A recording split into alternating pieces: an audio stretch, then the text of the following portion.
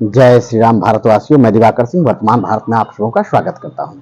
मित्रों, आज मेरी वीडियो वार्ता का विषय है भारतीय राजनीति का दिवालियापन। मित्रों, अभी हाल की घटना है ऑपरेशन सिंदूर, और इसके बाद भारतीय राजनीति के दिवालियापन का खुलासा प्रतिदिन हो रहा है। भारतीय राजनीति में जो कुछ भी हो रहा है उससे स्पष्ट लग रहा है कि भारतीय राजनीति में आज के समय में बौद्धिक रूप से दिवालिया लोगों का ही महत्व इतना हो गया है कि सरकार कुछ भी सही तरीके से नहीं कर पा रही है। न भारतीय सरकार में पक्ष और न ही विपक्ष, दोनों में से किसी में भी बौद्धिक रूप से उत्कृष्ट लोग नहीं रह गए हैं। जैसे आपने अभी देखा, विभिन्न चैनलों के माध्यम से और विभिन्न पत्रकार लोग इस पर खोजी पत्रकारिता करते हैं।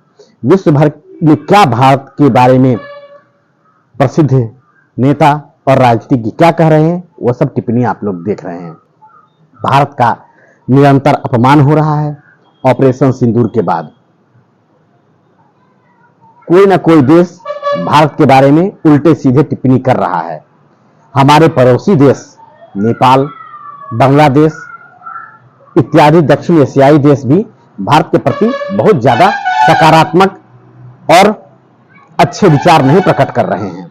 इसके बाद भारतीय राजनीति में विपक्ष के द्वारा जोर शोर से इस मुद्दे को उठाया गया कि मोदी सरेंडर कर रहे हैं, मोदी बहुत अच्छा शासन नहीं कर रहे हैं। नरेंद्र मोदी, ट्रंप का एक कॉल आता है, नरेंद्र सरेंडर कर देते हैं। अभी राहुल गांधी का डायलॉग आया है हाल के समय में। लेकिन इस बात से कहीं अलग एक विषय है। क्या विपक्ष में इतना सामर्थ्य है कि वह भारतीय राजनीति को संभाल ले? बहुत अच्छा किया, यह मात्र एक संयोग नहीं हो सकता। फिर भी ये जो भी हो रहा है अच्छा हो रहा है कि भारत सरकार ने एक डेलीगेशन विदेशी दौरों पर भेजा है, जिसमें पक्ष और विपक्ष दोनों के ही प्रतिनिधि वैश्विक दौरे पर हैं। और इनके विषय में स्पष्ट बातें आ रही है मीडिया में कि ये जो भारत का ऑपरेशन सिंदूर को लेकर के जो पक्ष था उसे रखने के लिए भेजा गया था भिन्न भिन्न देशों में अपने राजनीतिक पक्ष को प्रकट करने के लिए। लेकिन इस दौरे में, इस डेलीगेशन में जो लोग भी शामिल हैं उनके कृतित्व देखने योग्य हैं। कोई पिकनिक मना रहा है, कोई गीत गा रहा है, इस पर बहुत सारी टिप्पणियां आ रही हैं। आप उनसे समझ जाइए। मेरा उद्देश्य किसी भी राजनीतिक पक्ष की आलोचना करना, सरकार का या किसी व्यक्ति की आलोचना करना नहीं है। मैंने स्पष्ट किया, भारतीय राजनीति का दिवालियापन है ये, कि भारतीय राजनीति में कोई ऐसा व्यक्ति ही नहीं है जो भारत के अस्तित्व को प्रखरता से विश्व स्तरीय मंच पर रख सके। और रख सके से तो रखने के लिए बुद्धि तो चाहिए। ऐसा नहीं कि ये सब मूर्ख हैं, बुद्धिमान हैं, परंतु देशभक्त नहीं है। देश के प्रति इनके अंदर में कोई उत्तरदायित्व का भाव नहीं है। जब देश संकटों में है या फिर किसी प्रकार की कोई समस्या आई है, उस समय ये लोग बाहर जाके पिकनिक मना रहे हैं। शशि थरूर जी वैसे भी अपने चरित्र के लिए बदनाम रहे हैं, लेकिन भारत सरकार के पास व्यवस्था है तो उन्हें ही भेजा गया। वो कांग्रेस पार्टी के सदस्य हैं, वैसे कांग्रेस पार्टी से भी और भिन्न भिन्न पार्टी से लोग गए हैं, लेकिन किन्हीं का चाल चरित्र ऐसा नहीं है जो भारत के विषय में यह सिद्ध कर सके भारत में योग्य नेता हैं। आज के समय में ऐसा दिख नहीं रहा है। और यह भारतीय राजनीति का दिवालियापन नहीं तो और क्या है। ऑपरेशन सिंदूर ने भारत की कमजोरियों को उजागर किया है। ऐसा तो नहीं है कि जो बुद्धिमान हैं, जो बुद्धिजीवी हैं, जो खोजी पत्रकार हैं, उन्हें पता नहीं था। आप अगर बुद्धिमान हैं और राजनीति का अध्ययन करते हैं और भारत के सच्चे देशभक्त हैं तो आपको भारत सरकार की कमजोरियां और भारत की कमजोरियों के बारे में खूब अच्छी तरह से जानकारी है। यद्यपि मैंने भारत की वर्तमान परिस्थितियों को लेकर बहुत सारे वीडियो बना रखे हैं जो मेरे चैनल पे उपलब्ध है।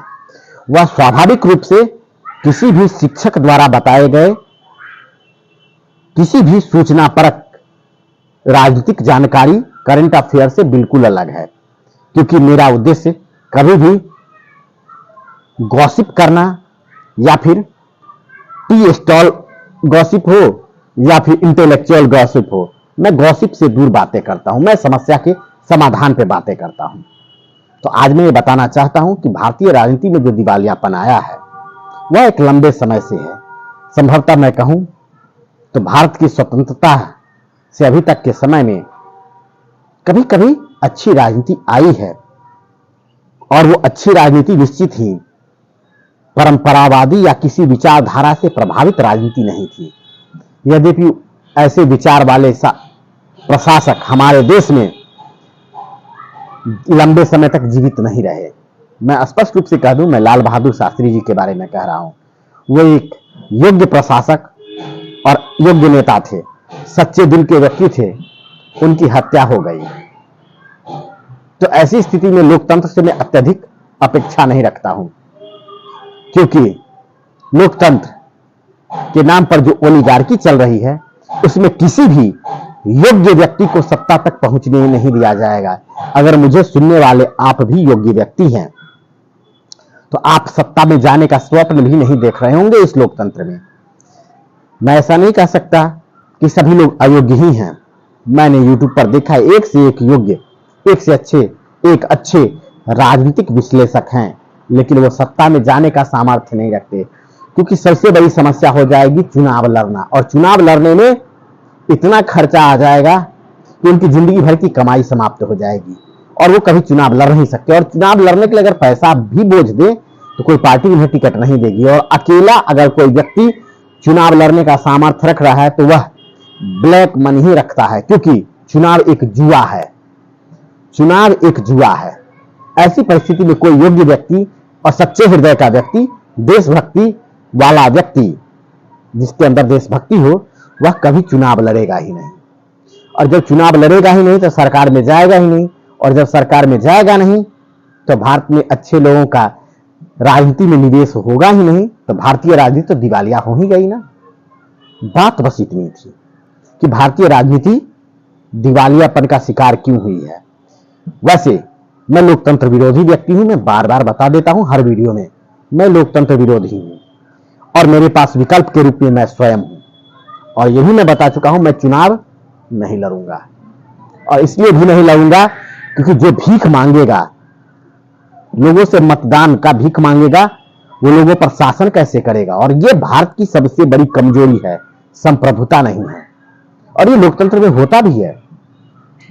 और ओलिगार्क यानी कि जो देश को वास्तव में चला रहे हैं, जिनकी कठपुतली यानी जिनके प्रतिनिधि रिप्रेजेंटेटिव सदन में हैं, जनता के रिप्रेजेंटेटिव तो सदन में होते नहीं हैं, ओलिगार्कों के प्रतिनिधि सदन में होते हैं, जो आपके सामने दलाल बन के आते हैं कि आप मुझे वोट दे, मैं आपको अच्छी सरकार दूंगा।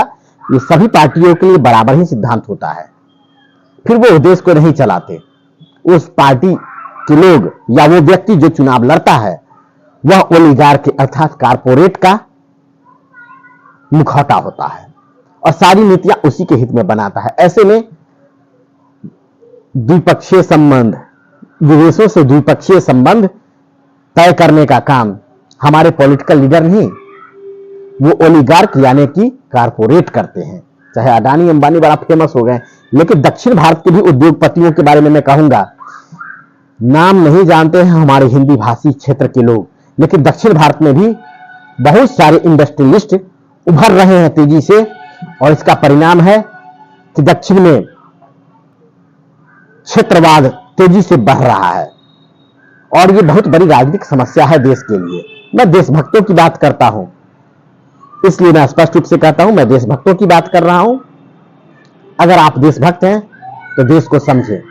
देश में जो राजनीतिक दिवालियापन है, बौद्धिक रूप से सबल लोग सत्ता में जा नहीं सकते, देशभक्त लोग सत्ता में जा नहीं सकते, तो ऐसे में देश का पतन निश्चित है। अब साधारण लोगों की बातें, हम जैसे लोग और आप जैसे लोग जो मुझे सुन रहे हैं, मेरे मित्रों, जो आप लोग हैं, साधारण लोग, बिल्कुल साधारण लोग हैं, सर्विसमैन लोग हैं, आप लोग यही सोच रहे होंगे हमारा तो जीवन चल ही जाएगा, 60 वर्ष की नौकरी है, रिटायर करेंगे और जो पैसा हम बचा करके रखेंगे हम अपने बच्चे को दे देंगे, पढ़ा लिखा करके नौकरी करा लेंगे। नहीं मित्र, नहीं, ऐसी बात नहीं है। थोड़ा डरा देता हूं। जब देश ही नहीं रहेगा तो आप कहां रहेंगे और आपके बच्चे कहां रहेंगे? खतरा हम सब मिडिल क्लास लोगों के लिए है, लोअर मिडिल क्लास, जो व्यवसायी नहीं है, सर्विसमैन है। वेतन आयोग रुपया बढ़ा तो देगा, हमारा वेतन बढ़ा देगा, लेकिन परिणाम क्या होगा? उस मुद्रा का अवमूल्यन इतना अधिक हो चुका होगा कि वो खेपटा हो जाएगा, कुछ नहीं। भारत की स्वतंत्रता से अभी तक मुद्रा का जो अवमूल्यन हुआ है उसका रिकॉर्ड बताने के लिए बहुत सारे चैनल हैं। मैं बस इतना ही बता देता हूं कि जब भारत स्वतंत्र हुआ था उस समय मुद्रा की स्थिति क्या थी और अभी मुद्रा की स्थिति क्या है। भारत स्वतंत्र हुआ था उस समय में 100 रुपया में 1 एकड़ जमीन आ रहा था उत्तर भारत में, बिहार में और उत्तर भारतीय राज्यों में। लेकिन आज 100 रुपया में 1 एकड़ जमीन मिल रहा है क्या? नहीं मिल रहा है। यानी मुद्रा का अवमूल्यन कितना हो गया है ये कहने की बात नहीं है। तो सर्विस करके अपने बच्चों का करियर तो आप नहीं बना लेंगे। हाँ, ठेला खोमचा लगा लीजिएगा, आपके बच्चे लगाएंगे, पकौड़े की दुकान, और ये भांडगिरी जो आजकल चल रही है, रील्स बनाने का काम। हो सकता है रील्स देखने में आप रुचि रखते होंगे। बहुत सारे मेरे मित्र रील्स देखते हैं, विदेशी लड़कियों का डांस देख लेते हैं और स्वदेशी छोकरियों का भी डांस देख लेते हैं और बहुत खुश होते हैं। कुछ तो अपने बच्चियों को भी नचवा रहे हैं रील्स बनाने के लिए। ये धंधा भी ज्यादा दिन नहीं चलने वाला है मित्र, ये धंधा भी ज्यादा दिन चलने वाला नहीं है मित्र। अब ऐसी स्थिति में मैं आप लोगों से कह रहा हूं, क्या यही भविष्य है कि आप जब बूढ़े हो तो आपके बच्चे दर दर की ठोकरें खाएं रोजगार के लिए? आप बहुत बड़े लैंडलॉर्ड नहीं है, लोअर मिडिल क्लास के लोग, जो जमीन बेच करके आपके बच्चे ऐश कर लेंगे। आपकी आंखों के सामने बच्चे भीख का कटोरा लेके घूमेंगे, लेकिन नहीं मिलेगी उन्हें कहीं सुविधा। पढ़ाई की तो बात ही दूर कीजिए, आपका बेटा तो आप खींच लीजिएगा अपनी नौकरी से, लेकिन पोता बिल्कुल नहीं। और मनुष्य तो पोता तक जरूर देखता है। मैं स्पष्ट रूप से डरा रहा हूं लोअर मिडिल क्लास के मेरे हम उम्र लोगों, चिंता आपको ही करनी है, दूसरा नहीं करेगा। अभी वर्तमान हम लोग हैं, वर्तमान हम लोग हैं। अगर हमने अभी देश को नहीं संभाला तो भविष्य समाप्त है। कि आगे इतने ही आप निराशावादी, इतने आध्यात्मिक हैं, जो होता है सब अच्छे के लिए होता है, तो सब कुछ अच्छे के लिए होता है। तो फिर वेतन की मांग सरकार से ना करें, अभी से छोड़ दे वेतन की मांग करना। और पैदा किए हो उसके लिए सुख सुविधाएं नहीं ढूंढ सके तो अपने लिए सुख सुविधाएं क्या ढूंढना? हर माँ बाप अपने बच्चे के लिए जीता है। अगर आप अपने बच्चों के लिए नहीं जी रहे हैं तो बेकार है आपका जीना, तो अभी से छोड़ दो ना। चार्वाक दर्शन की सोच वाले भी बहुत लोग हैं, यावत जीवेत सुखम जीवेत ऋणं कृत्वा घृतं पिबेत। अब मैं यहां राजनीतिक दिवालियेपन की बात कर रहा था, फिर आपकी आलोचना में क्यों कर रहा हूं मित्र? आपकी आलोचना में इसलिए कर रहा हूं क्योंकि भारतीय राजनीति दिवालिया इसलिए नहीं हुई कि आपने मेहनत किया है दिवालिया बनाने के लिए। वास्तव में आपने कोई मेहनत ही नहीं किया है।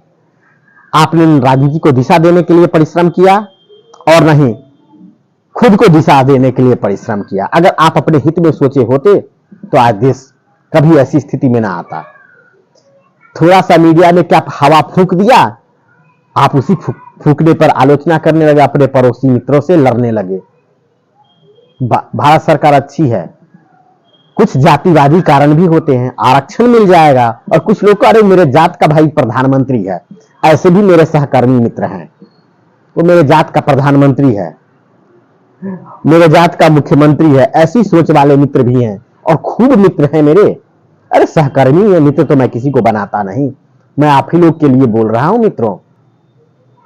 अगर आप इतने ही तो फिर ये मत कहना कि भारत सरकार ने आपको डंडे से क्यों पीटा, आपका पेंशन क्यों खा लिया, न्यू पेंशन स्कीम क्यों आ गया, आपका वेतन बढ़ोतरी होना चाहिए, आपका बेटा आपकी बेटी सड़क पे कुचल दिया गया ट्रक से और आपको कुछ मुआवजा ना मिला। भाई गलती आपकी है, आपने तो मेहनत किया नहीं। आपने तो बस इसके लिए भी मेहनत नहीं किया कि भारत को दिवालिया बना दूं। आपने तो अपने लिए भी मेहनत नहीं किया कि मैं धनवान बन जाऊं। हाँ, ये तो मेहनत किया है आपने कि धनवान बन जाऊं, पड़ोसी का जेब काट करके मैं अपने जेब में डाल लूं। इतना ही मेहनत किया है ना। और ये जानते रहे कि पड़ोसी की जेब काट करके अपने जेब में डालोगे पैसा, वो ही पैसा खेपटा बन जाएगा, क्योंकि मुद्रा अवमूल्यन हो रहा है। कितना भी धन जमा कर लो, बैंक में रख लो, बैंक बैलेंस बना लो, मुद्रा अवमूल्यन हो जाएगा, तुम्हारी मेहनत बर्बाद गई। अगर अपने धन को सुरक्षित रखना चाहते हैं, अपने बच्चों को सुरक्षित रखना चाहते हैं, तो निसंदेह आपको मेरे मार्ग पे चलना पड़ेगा, मेरा समर्थन करना पड़ेगा। क्लियर बात है, मैं तो चुनाव लड़ूंगा नहीं। मैं तो कहता हूं नोटा दबाओ, जब तक कि मैं सब प्रभुता संपन्न शासक ना बन जाऊं, तब तक नोटा दबाते रहो। ये मैं क्यों कहता हूं? क्योंकि मैं तो एक्स्ट्रा सोचता हूं, बुरा लगेगा। दिवाकर जी बड़ी बड़ी बातें करते हैं, औकात क्या है इनकी? हाँ, मेरे पास भी वही औकात है जितनी आपके पास औकात है। इसीलिए मैं बात अपने बराबर वालों से कह रहा हूं, औकात बनाने का यही मौका है। बाद में ये मत कहना कि मैं आपका सहकर्मी था, मैं आपके साथ था। आप भी मुझे अपने साथ ले लो। भाई क्यों लूं? आज जिस समय आपकी जरूरत मुझे है, आप मेरे साथ नहीं है। आज मेरे हमउम्र लोग मेरे साथ नहीं है। कल को मत कहना जब देश डूब रहा था। अब एक टिप्पणी और करूंगा इस पे। मैं अभी कह रहा हूं कि मेरा साथ दो, मेरे अन्य वीडियो को सुन ले, मेरे राजनीतिक विचारों को सुन ले। मैंने अभी तक भारत की राज्य व्यवस्था, अपनी शिक्षा नीति, अपनी विदेश नीति बताई है। मैं देश की सुरक्षा नीति पर टिप्पणी क्यों नहीं करता? क्योंकि सुरक्षा बहुत गंभीर विषय है और अंतरराष्ट्रीय विषय से संबंधित है। वो टी स्टॉल गॉसिप के लायक नहीं है। जब तक मैं सत्ता में नहीं जाता, मैं अपनी रक्षा नीति किसी को सार्वजनिक कैसे कर सकता हूं? ताकि पहले ही शत्रु, मेरे मित्र तो नहीं मुझ पर विश्वास करेंगे, लेकिन मेरे शत्रु मुझ पर विश्वास कर लेंगे और देश को तहस नहस कर देंगे। मैं ऐसा क्यों करूं? अब मैं टिप्पणी कर रहा हूं आप लोगों की सोच पे। हमारे कुछ मित्र इतिहास पढ़े तो नहीं है, लेकिन इतिहास पर व्हाट्सएप यूनिवर्सिटी वाला विचारधारा आधारित ज्ञान, अपनी जातिवादी ज्ञान की दृष्टि से जो आपका समूह ठूस रहा है आपको, उसके हिसाब से तुरंत आलोचना कर लेते हैं। राणा प्रताप बहुत वीर थे, ऐसे भी मित्र थे। अकबर रोड नहीं होना चाहिए वाली बातें करने वाले लोग। अरे बातों से और भांडगिरी से देश नहीं चलता मित्रों। देश में स्वच्छ और स्पष्ट नीति होनी चाहिए। जिस समय भारत पे विदेशियों का आक्रमण हो रहा था, उस समय के शासक आज के नेताओं से ज्यादा अलग नहीं थे। भारत में सामंतवाद ही था। जब सामंतवाद पनपा गुप्त काल के समय शुरू हो गया था, स्कंदगुप्त आजीवन योग्य शासक होते हुए, लड़ते हुए वीर गति को प्राप्त कर गए, हूनों से लड़ते हुए। हिस्ट्री का यह अंश बताता हूं। दूसरा टर्म आया, भारत में खंडित खंडित छोटे छोटे सामंती राज्य हो गए। मैंने इसमें ओलिगार्की और लोकतंत्र का मुखौटा पर टिप्पणी कर दी है, उसे समझ लीजिएगा अच्छी तरह से कि मैं क्या कहना चाहता हूं। भारत में अंधकार युग 750 ईस्वी से लेकर के 1200 ईस्वी, 750 ईस्वी से लेकर 1200 ईस्वी के कालखंड को अंधकार युग कहा जाता है, जिसका इतिहास आपको कोर्स में पढ़ाया भी नहीं जाता है।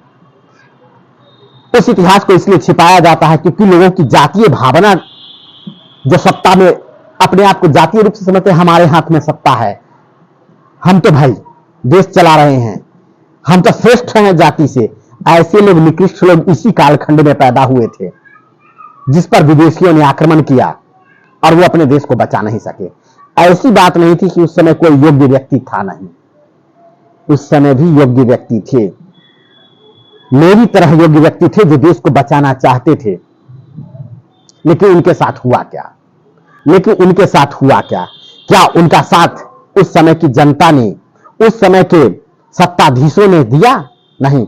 सत्ताधीशों को तो अपने जातीय घमंड और अपने छोटे से 2 कौड़ी के राज्य का, 2 कौड़ी की जमींदारी का बहुत घमंड था। मैं बात कर रहा हूं जब मोहम्मद बिन कासिम का आक्रमण हुआ। राजा दाहिर गद्दार व्यक्ति नहीं था, चचनामा में इसका खूब वर्णन है, चचनामा पढ़ लीजिएगा मेरी बातों को समझने के लिए। उसमें राजा दाहिर की कहानी है, सूरज और परमाल की कहानियां दी जाती हैं। ये वीरता की नहीं, लज्जा की कहानियां हैं। जैसे आज ऑपरेशन सिंदूर एक लज्जा की कहानी है, ये वीरता की कहानी नहीं है। बप्पा रावल की कहानियां जाती है, खूब यूट्यूब पर ये सब कहानियां बताई जाती है। लज्जा की बात है, एक साधारण व्यक्ति जो देश चला सकता है, उसे देश चलाने का अधिकार नहीं था। सामंतवाद का दौर था। 2 कौड़ी का व्यक्ति जिसके पास घोड़ा थी, जिसके पास तलवार था, वही अपने आप को राजा समझ रहा था। जैसे आजकल के गली गली में नेता पैदा हो रहे हैं, हर जात का अपना पॉलिटिकल लीडर है और उसे देश से कोई मतलब नहीं है, वो अपने जात और समाज के लिए ही मर रहा है। मैं स्पष्ट रूप से कह रहा हूं, वो सभी पॉलिटिकल लीडर का जो जातिवादी राजनीति कर रहे हैं, क्या उनसे मैं अपेक्षा करूं कि वो देश हित में कार्य करेंगे, वो देशभक्ति करेंगे? कदापि नहीं, कदापि नहीं। उनसे कोई अपेक्षा नहीं, ना मुझे है ना आपको करनी है। मैं स्पष्ट रूप से कहता हूं, मैं शासक बनने की योग्यता रखता हूं। मेरा साथ दीजिए, मैं चुनाव लड़ूंगा तो नहीं, लेकिन आप लोगों को सदन भेजूंगा। लेकिन मेरे नेतृत्व में आइएगा, मैं आपको मंत्रिमंडल में भेजने का सामर्थ्य रखता हूं। मैं सामर्थ्य रखता हूं तो भेजूंगा भी, और जब मैं आपको सत्ता में भेजूंगा तभी आप सत्ता में अच्छा कार्य करेंगे और भारत के राजनीतिक दिवालियापन से भारत को मुक्ति दिलाएंगे। आज की वार्ता इतनी ही। तो मित्रों, ये मैंने स्पष्टीकरण दिया केवल और केवल कि आप लोगों को करना क्या है। मेरे अन्य वीडियो देख लीजिए और उसमें विचारों को, जो भी विचार करना है, नेगेटिव या पॉजिटिव कमेंट कर सकते हैं। मुझसे नाराजगी है तो आराम से व्यक्त कर सकते हैं। मेरे बातों का खंडन करना है तो कमेंट कर दीजिए, मैं उस पर अपनी बातें रखूंगा और आप भी खुलकर बातें कर सकते हैं। आप किसी प्रकार से मुझे उत्तर दें।